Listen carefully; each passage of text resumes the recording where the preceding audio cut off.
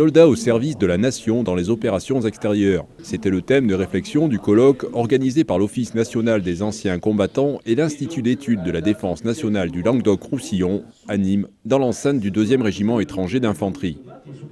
La vocation de ce type de colloque, c'est d'exposer un certain nombre de questions, d'établir un dialogue avec l'assistance du colloque, de façon à ce que tous ensemble, on parvienne à réfléchir à ce qui fait l'essence même de notre engagement au service de la nation. Parmi les intervenants, 2 invités exceptionnels, M. Hugues Boussige, préfet du Gard, et le général d'armée Elric Irastorza, ancien chef d'état-major de l'armée de terre. Nos soldats sont avant tout des volontaires qui savent pertinemment que l'état de militaire exige en toutes circonstances esprit de sacrifice pouvant aller jusqu'au sacrifice suprême, discipline, disponibilité, loyalisme, neutralité.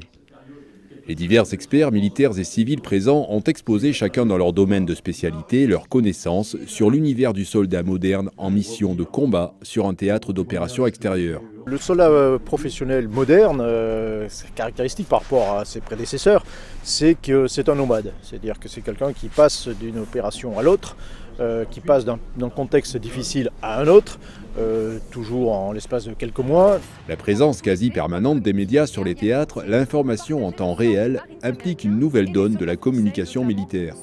La communication est une donnée de notre environnement. Je crois que maintenant elle est prise en compte dès la conception de l'opération, elle est prise en compte pendant la conduite de l'opération. C'est une donnée d'environnement qu'on ne changera pas.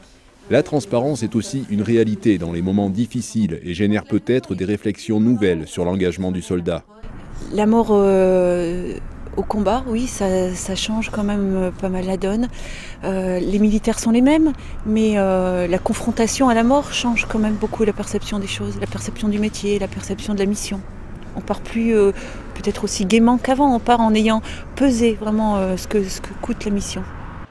Réfléchir, expliquer, s'interroger sur le devenir du militaire exposé aux missions opérationnelles permet de mieux cerner les conséquences liées à l'engagement de nos soldats.